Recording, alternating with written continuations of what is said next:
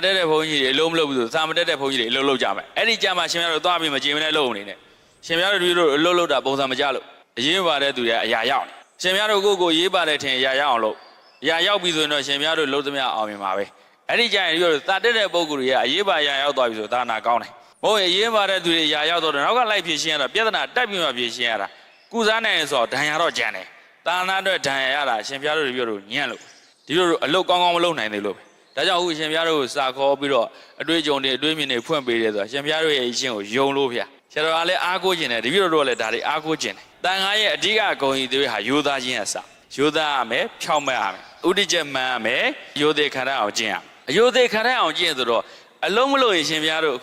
့အခုတောထွက်ဘုံကြီးတွေလေလူကြီးလေးတွေဗျာလူဘာဝတယ်သူတို့စကားပြောတာနဲ့ရှင်ဘုရားတို့စကားပြောတာဘယ်သူသွားယောသေးမှာသူတို့ရိုသေးတယ်ဗျလူကြီးလေတာဟိုဗျာတပည့်တော်တို့ကရိုးနေုံနဲ့မပြီးဘူးတဲ့ဘုန်းကြီးမှန်ရိုးသားတယ်သူတို့ပြကမ္မထမ်းပြတဲ့ဘုန်းကြီးဘိုးရိုးသားဖို့လို့တယ်မရိုးသားဘဲနဲ့ကိုယ်အတွေးလို့ကိုယ်အမြင်လို့ပြောယောဂီရဲ့ယုံတယ်ငါအားတယ်လို့ပြောရင်လူတွေကကြက်ချင်မကြိုက်မှာလဲအားတယ်လေပရိယတ္တိနဲ့ပဲသူတို့မှစီဘူးဗျရှင်များတို့လိန်ရဲဖို့ပဲလို့တယ်အဲ့ဒါကနေအခုအဲ့ကိုတော်တွေဖြစ်တဲ့အခါဟိုတိုင်းပြည်ဘယ်လိုဖြစ်တော့ကမ္မဋ္ဌာန်းပฏิပတ်နယ်ပယ်မှာနာမည်တောင်ပြတ်ထွက်သွားအဲ့ဒါရှင်များတို့သာတက်တဲ့ရှင်များတွေကသာဖတ်ပြီးတော့ကျင့်ပြီးပြောကြဗျာလူတွေကအလိန်သိက်ခံနေတာဒါကြောင့်မာကနောဆရာတော်ဘုရားကြီးကပြောတယ်လိန်ရင်တဲ့သူကနည်းနည်းရတယ်အလိန်ခံရင်တဲ့သူကများတာဟုတ်တယ်ဒီလိုနဲ့အလိန်ခံရင်တဲ့သူကများဘုသူတ္တမရှိဘူးလေအလိန်ခံရင်တဲ့သူကများတယ်နည်းနည်းလေးရှင်များတို့မရှက်ဘူးဆိုရင်လိန်မြန်ပုံကြီးတယ်ဒီလိုတို့ကြောက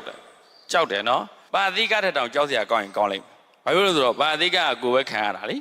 ေအဲ့ဒါမှလိန်လိုက်ပြီးဘုရားဟောစာတွေကိုမဟုတ်ဘဲနဲ့ဟုတ်တယ်ပြောလိုက်ရင်ဘာဖြစ်သွားကျင့်တဲ့သူတွေကလိုက်ပြီးတော့နဖူးစွန်းနဲ့ဒူပုံခံကကိုယ်ွယ်ပါလဲဆရာလွဲကငရဲအပေအမြင့်တွေဝင့်တွေရှည်လျားရာဒေဒီဆရာတော်ဘုရားကြီးတင်တယ်ဟုတ်လားအဲ့ဒါဆရာလွဲရင်ငရဲပဲအမြင့်တွေမယ်ခုနကဗာတိကကြတယ်ဆိုရင်ဆရာသူကြသူအပြစ်သူခံအောင်ပါလေတို့တော့ကမ္မထမ်းလွဲပေးလို့မရဘူးဒါကြောင့်ရှင်မြတ်တို့ပြီးတော့ပြောတာတချို့ကြတော့ပါဠိတော်တွေပြောတော့မပေါက်ဘူးဆိုရင်ထာဂရတိကာတွေကြည်ရတယ်ထာဂရတိကာတွေအကြည့်မတက်ဘူးဆိုရင်တို့တော့ဘာလို့ထာဂရတိကာတွေကို special ဖွင့်ထားတဲ့တကယ်ကိုကြမ်းကန်ခိုင်မာသွားတော့ကိုယ်တိုင်လေ့လာသင်ယူပြီးတော့ကြက်ကြအားထုတ်တဲ့ဆရာတော်ဘုရားကြီးရဲ့ကျမ်းတွေကိုမလွတ်နဲ့လေဒီဆရာတော်ဘုရားကြီးတို့မာကန်တော်ဆရာတော်ဘုရားကြီးတို့မာသီဆရာတော်ဘုရားကြီးတို့အခုပြောတဲ့ညောင်လေးပင်ဆရာတော်ဘုရားကြီးတို့တပည့်ကန်ဆရာတော်ဘုရားကြီးတို့ရဲ့သာအုပ်ကိုလွတ်ပြီးများရှင်ဘုရားတို့ကမ္မထမ်းများရွတ်တော့မပြသေးချင်ဘူးအကြံဉာဏ်ပြုပါတယ်ညီကိုတွေကို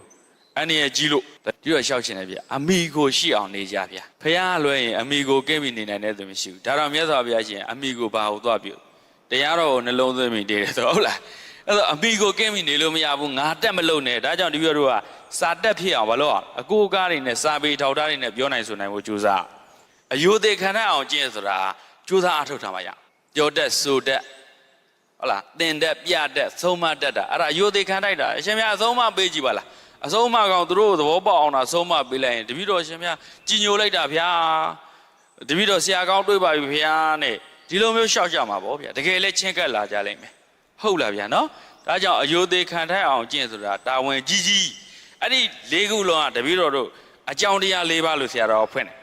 ညောင်လေးပင်ဆရာတော်ကကြောင်းလေးကျိုးငါကိုးပါးသောဂုဏ်တော်တွေနဲ့ပြည့်စုံတော်မူသောအတန်တော်အရှင်မြတ်ဟောဒီလိုမျိုးတပည့်တော်တို့ကအကြောင်းတရား၄ပါးရှိတယ်အဲ့ဒါကြိုးစားအားထုတ်အောင်မှရည်ချင်း၄ခုအကျိုးတရား၅ပါးတော့ဒီချင်း၄ခုပြည့်တိုင်းရင်ရပိုင်ခွင့်က၅ခုဗျာအာဟုနေယဘာဟုနေယဒက္ခိနေယရပိုင်ခွင့်ဗျာအဲ့ဒါကြိုးစားတဲ့ဟာမဟုတ်ဘူးကြိုးစားတဲ့ဟာ၄ခုဗျာပြောတော့ကစကားပြောတဲ့အခါကမ္မထမ်းပြတဲ့အခါစာအတိုင်းပြပါ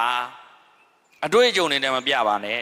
အတွေ့အကြုံကနည်းနည်းလေးလုပ်ငန်းခွင်မှာကမ္မထမ်းစစ်တဲ့အခါလုပ်ငန်းခွင်မှာဒီလိုလေးဖြစ်တတ်တယ်လို့ပြောအဲ့ဒါတော့ရှင်များတို့အပြောမတတ်တဲ့ပလီချင်းနဲ့သိနေဆိုရင်ပါဠိကနေညှိသွားမယ်အတွေ့အကြုံပြောတာအန္တရာယ်ကြီးဆုံးပဲစာပြောတာဘာအန္တရာယ်မှမရှိဘူးဒါကြောင့်ဘာကျော်ဆရာတော်ပြစာပြောရမှာပေါ့တဲ့စာဆိုတာဖရားပဲလေဗျာရိုးရိုးသားသားနဲ့ဒီအတွေ့အကြုံပြောရဆိုရင်တော့ဒီလိုလိုအဲ့ဒီအတွေ့အကြုံကလိမ္မာပါနဲ့ဆိုတာပြောဟန်ဆောင်ပေါင်းဆောင်သဘောနဲ့ကြွားခြင်းဝါရင်နဲ့ပြောရင်ဘာဒီကနဲ့ညှိနိုင်တယ်ဆိုတဲ့ဟာအသတိထားစရာအချက်ဖြစ်နော်အဲ့ဒါလေးဒီလိုလိုကတတိပေးခြင်းပါတယ်စကားပြောရင်ဘာနဲ့ပြောစာနဲ့ပေနဲ့ပြောစာဖက်ပဲနဲ့ဘာသွားပြောပေါက်တော့ကြရပြောပေါက်တော့ကြရပြောရင်တော့စာဖက်စရာမလိုတို့တော့တက်တူပြောရင်တော့ဘာလို့အောင်စာဖတ်ရမယ်ဗျာဟုတ်လားဒါကြောင့်ဒီလိုရိုးသားဖို့ဖြောင်းမတ်ဖို့ဥဒိကျမှန်ဖို့ရိုသေခန္ဓာအောင်ကျင့်နိုင်ဖို့ဆိုတာသာပေဖတ်မှကိုရရှင်းရှင်းဆရာတော်ဘုရားကြီးမက္ကာရလောဘအကျော်တို့ဆရာတော်ခင်ကြီးပြောတို့တပည့်တော်တို့ဘက်ကမန္တလေးဆရာတော်ဘုရားကြီးတို့စာသိပ်ဖတ်တာဟုတ်ဗျာ စာသိပ်ဖတ်တာအခုဒီပြတော့ရှင်များတို့တိမ်ထဲမှာစောက်တယ်မတွေ့ဘူးလားမန္တလေးဆရာတော်ကြီးဖတ်ခဲ့တာအဲ့ထက်ကိုကျမ်းနေများတယ်စာရိုက်ဗီဒီယိုကြီးနဲ့ထားတာဆရာတော်ဘုရားကြီးဖတ်ခဲ့တဲ့စာတွေမန္တလေးကိုဒီတော့ခဏခဏရောက်တယ်ဗျဒါကြောင့်စာသင်တဲ့အခါပညာသင်တဲ့အခါရှင်များတို့တရားဟောရင်လည်းနှလုံးသားနဲ့ဟောဗျကရုဏာသေသလဟရယံကရုဏာနှလုံးသားနဲ့ဟောတာ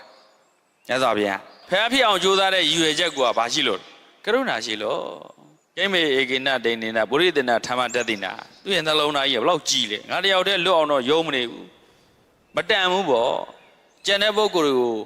ငါသာအရေးချင်းတွေထပ်ပြီးဖြည့်လိုက်ရင်အများကြီးနဲ့ကွာလူတွေကိုငါကောင်းကျိုးဆောင်နိုင်လိမ့်မယ်ဆိုတော့ရအောင်ကြိုးစားတာပဲအဲ့အတွက်ဒုက္ခခဲအကျက်တွေအများကြီးဒုဖြတ်သန်းရမယ်သူသိလားမသိဘူးလားသိတယ်ညီမတွေရဲ့အဲ့လိုမျိုးဗျ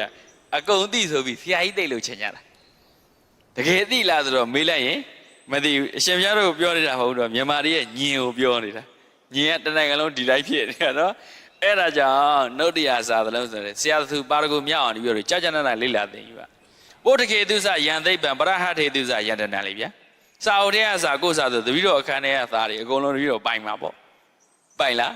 မပိုင်ဘူးတဲ့စာအုပ်ဆိုင်စာအုပ်ရိုက်တဲ့ပုံနှိပ်တက်ကလူတွေအကုန်ပိုင်နေမှာပေါ့ကွန်ပျူတာစာစီတဲ့လူတွေရော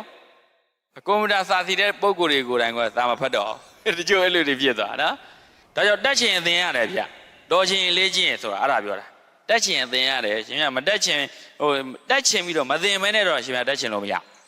ဒါကြောင့်လူသီယာသင်ရသင်ရဘုန်းကြီးသီယာသင်ရသင်ရဒီပညာရက်ကိုတက်ချင်တယ်ဆိုရင်သင်ရပါတယ်ဗျနော်ဆိုတော့ဒီမှာစာရှင်ပြတို့ကစကားပြောကြရမှာလေဘုန်းကြီးရဲ့တာဝန်6ရက်မကောင်းမြစ်ထားကောင်းရာညွန်လစ်အသက်ဟောကျူးနာဘူးထက်မှန်နတ်ထံတင်ရမေတ္တာလဲပြုယဟန်မူ6ခုလိုသေးကြ5ခုလုံးကဘာလို့လဲစကားပြောတာမကောင်းမြစ်ထားမကောင်းမြစ်တာမဟုတ်ဘူးနော်မကောင်းမြစ်တာမဟုတ်ဘူးအရင်ကတော့သာအိုမူရင်းတိုင်လိုက်မကောင်းမြစ်ထားကောင်းရာထားရာအဲ့ကြမှာကာယံကြီးမကောင်းမြစ်တာဘယ်နဲ့သွားကံယူတော့ကာယံယူစရာရှိသေးလားမြစ်တယ်ဆိုတာတားတယ်လို့တည်းပဲရပြီသားဒါကမြန်မာသားမြစ်တယ်ဆိုတာဘာလို့တားတာဗျကံမြစ်တယ်လို့ရှေးရှေးဆရာတော်ဘုရားကြီးတွေပြောတယ်ကံမြစ်တယ်အာဟုတုကံမဖြစ်အောင်ဆုံးမပေးတယ်ကံမြစ်တယ်မြစ်တယ်ဆိုတာဘာလို့တောင်တားတာဒါကြောင့်တားလို့မရေးအောင်မကောင်းမြစ်ထားလို့ရေးတာသင်္ကသာဆရာတော်ဘုရားကြီးနော်မကောင်းမြစ်ထားကောင်းရာထားရာကာယံယူတာအသာသမီးချင်းအမိဘချင်းကိုကြတယ်အဲ့လိုပဲမကောင်းမြစ်ထား